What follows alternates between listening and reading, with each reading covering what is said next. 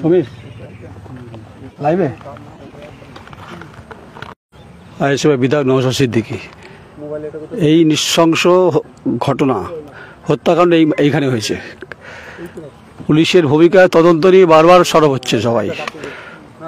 তো এটা হচ্ছে মেন রোড, অনেকের ধারণা অপরাধীরা এই পথ ধরেই পালিয়েছে। উত্তপ্ত কার্যত আরজিকর থেকে শুরু করে গাংপুর, সরকার আছে বলে মনে হয়?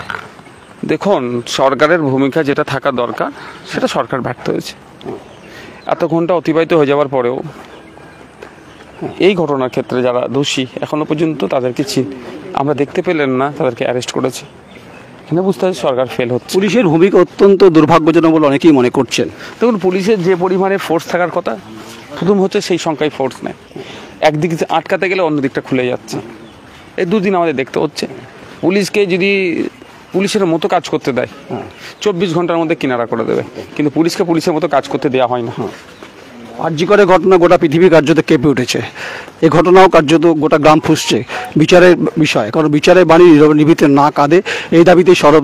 তুমি নিজেও এসেছো ঘটনাস্থলে, উপযুক্ত শাস্তির দাবিতে তুমি সরব। তুমি তাদের সঙ্গে কথা বলে তাদের কি বক্তব্য কি? দেখুন, শুধু এখানে আমি যেখান থেকে নেমে আসলাম গ্রামের মানুষজনে কিন্তু একটা আতঙ্কিত হয়ে আছে।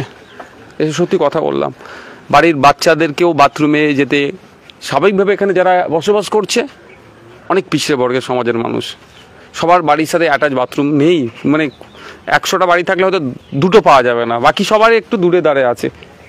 যা কথা বলে দেখলাম অনেক গার্জেনের সাথে, মায়েদের সাথে, যে তাদের বাড়ির বাচ্চাগুলোকে একবার ভয় লাগছে বার করতে। এই যে আতঙ্কের পরিবেশ কাটানোর দায়িত্ব তো সরকারকে নিতে হবে। আমি মানে নিচ্ছি একটা কথা, যখন খুন করা হচ্ছে তখন প্রশাসনেরও ক্ষমতা নেই আটকাবার, ঠিক, কিন্তু যা খুন করে এত ঘন্টা অতিবাহিত হয়ে যাওয়ার পরেও এখনো পর্যন্ত খুঁজে বার করতে পারলো না। তুমি যখন গ্রামে ঢুকছিলে লক্ষ্মীর ভাণ্ডারে বিভিন্ন পোস্টার দেখছিলাম কার্যত। সরকার বলছে উন্নয়ন হয়েছে, সরকারের প্রশাসনিক প্রধান মহিলা, খুন হয়েছে মহিলা, আরজিকর মহিলা, নারীদের সম্ভাব্য অধিকারের ক্ষেত্রে সারা পৃথিবীতে উজাগর হয়েছে, সেই নারী কার্যত ভুলণ্ডিত হচ্ছে। আমরা একটা কথা বারবার বলে আসছি, যদি অন্যায় এইগুলোকে বন্ধ করতে হয় সর্বপ্রথম যেটা কাজ করতে হবে, পাড়ার মোড়ে মোড়ে ক্যামেরা লাগাতে হবে। আমরা বলেছিলাম, আমাদের পুরাতন বক্তব্য দেখতে পারেন, লাইট আর ক্যামেরার ব্যবস্থা করতে হবে। কিন্তু দুর্ভাগ্যের বিষয়, সে দুটো থেকেই সব থেকে পিছিয়ে আছে এই গ্রামটা। এই তো এই ঘটনা ঘটার পরে কয়েকটা টিউবলাইট লাগিয়েছে, এত পোস্ট আছে, এত কিছু, বিভিন্ন প্রকল্পের জন্য টাকা আসে, বিভিন্ন প্রকল্পের জন্য টাকা আসে। আজকে কোথায়? আমি আপনার ক্যামেরার মাধ্যমে বলতে চাই, ভার্জিনিয়া খাকা কমিটি 2014 সালে তৈরি হয়েছিল আদিবাসী সমাজের মানুষদের অর্থনৈতিক দুর্বস্থা, শিক্ষা, স্বাস্থ্য নিয়ে কোন জায়গায় আছে সেই নিয়ে একটা কমিটি তৈরি হয়েছিল। ঠিক মুসলিমদের যেমন সাচার কমিটি হয়েছিল, ঠিক ভার্জিনিয়া খাকা কমিটি তৈরি হয়েছিল, মানে যে রিপোর্ট পেশ করেছিল সেইটা কিন্তু বাস্তবায়ন হচ্ছে না। আচ্ছা, আদিবাসীরা ক্রমশ পিছিয়ে যাচ্ছে। আর আদিবাসী সমাজ থেকে যে ছেলে মেয়ে পড়াশোনা করবার জন্য উঠে আসছে তাদেরকে দুর্দিন দেখতে হচ্ছে। এই গ্রামে গুটি কয়েক ছেলে তো আজকে কলেজের মুখ দেখছে, তাদের উপর এরকম টার্গেট হচ্ছে। অনেক গভীর রহস্য থাকতে পারে। সামনে জিটি রোড, সামনে শক্তিগড় থানা, বর্ধমান থানা, পুলিশ নীরব থাকছে, বারবার অভিযোগ উঠছে। সেটা শুরুতেই বলছিলেন। সেটাই তো অবাক হয়ে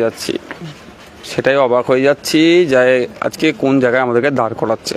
প্রশাসনের প্রতি আমাদের ভরসা ক্রমশ কমে যাচ্ছে, প্রশাসনের দায়িত্ব ভরসা ফিরিয়ে নিয়ে আসে। একদম নওশাদ সিদ্দিকী যা বক্তব্য, যে প্রশাসনের যে ভূমিকা, প্রশাসনের ভূমিকায় কেউ সন্তুষ্ট নয়, শুধু কটা টিউবলাইট দিয়ে হলে হবে না। এবং আদিবাসী সমাজকে আরও বেশি উদ্ভাসিত করতে গেলে, উজাগর করতে গেলে নওশাদ সিদ্দিকী আইএসএফের বিধায়কের যা বক্তব্য সেটা কিন্তু বাস্তবসম্মত। তাই বিচারের ব্যবস্থার মধ্য দিয়ে অপরাধী ধরা হোক, এটুকু দাবি করছে। তবে পুলিশের ভূমিকা যথেষ্ট প্রশ্নাতীত। বক্তব্য হচ্ছে, পরিষ্কার হচ্ছে ঘটনাস্থলে এসে আইএসএফ বিধায়ক নওশাদ সিদ্দিকী। সঙ্গে থাকুন, দেখতে থাকুন। আমি নয়ন রায়, আমার সহকর্মী সৌমিত দফাদার, গাংপুর, ঝাপানতলা। নমস্কার।